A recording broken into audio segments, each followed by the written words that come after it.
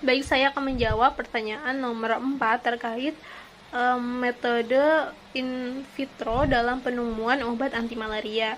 Nah, metode yang pertama yaitu 3-hipoksantin uptake, di mana metode ini digunakan untuk mengukur efikasi senyawa atau kecenderungan dari obat yang berkompetensi melalui inkorporasi atau penggabungan dari hipoksantin oleh suatu parasit.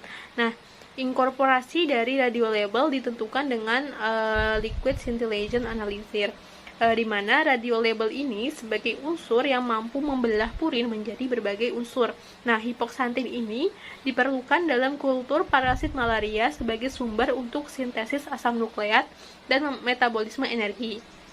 Karena pada awalnya sintesis nukleotida purin ini tidak ada pada parasit, sehingga kebanyakan parasit akan mengalami defisiensi enzim dan parasit membutuhkan suatu hipoksantin untuk mensintesis asam nukleat dan untuk metabolisme energinya.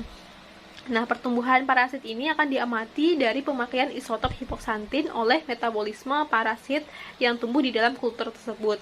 Dengan mengetahui jumlah penggunaan isotop oleh parasit, maka kita akan mengetahui besarnya pertumbuhan parasit yang ada di dalam kultur. Nah, dari data metode uptake 3-hipoksantin ini kemudian dianalisa dan mengukur presentasi penghambatan pertumbuhan parasit, yaitu konsentrasi penghambatan 50% atau IC50 berdasarkan log kadar senyawa uji dengan persen penghambatan pertumbuhan parasit. Diharapkan konsentrasi senyawa menghambat pertumbuhan parasit dengan hipoksantin yang sekecil-kecilnya. Yang kedua yaitu teknik Giemsa Stain Slide Method.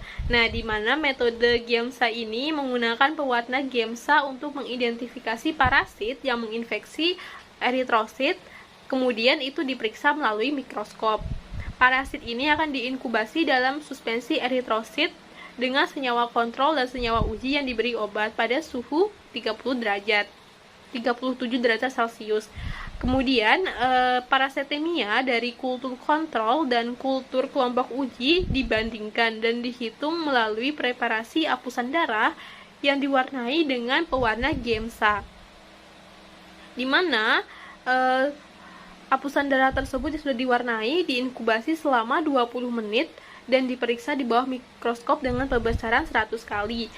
Setelah itu dapat dilihat berapa persen perubahan eritrosit yang diinfeksi dan dengan diberi obat dan perubahan eritrosit yang diinfeksi dan tidak diberi obat dalam waktu 48-72 jam. Semakin banyak parasetemia, maka senyawa obat itu tidak bekerja dengan baik. Begitu juga sebaliknya. Nah, yang selanjutnya teknik ketiga yaitu flow cytometry.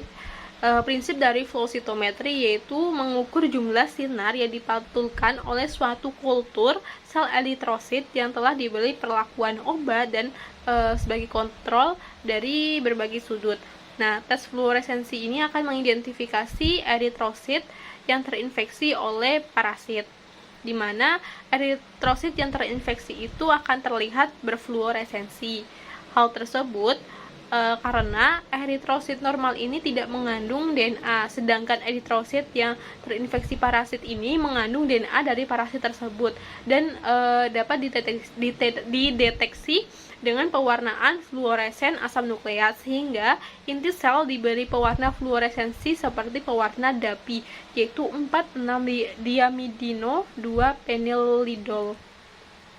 Nah, flow cytometry ini memungkinkan pengukuran karakteristik optik dan fluoresen sel, di mana sampel dikultur kemudian disuntikkan ke dalam flow cytometry analyzer, di mana setiap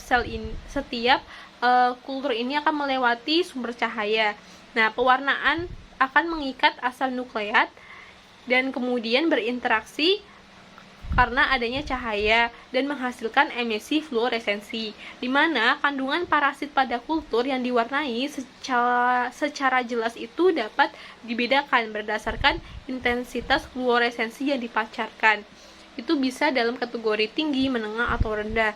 Dan semakin banyak parasit yang berkembang di dalam kultur, maka kultur tersebut akan semakin keruh, sehingga kultur tersebut akan menghasilkan intensitas fluoresensi yang jelas.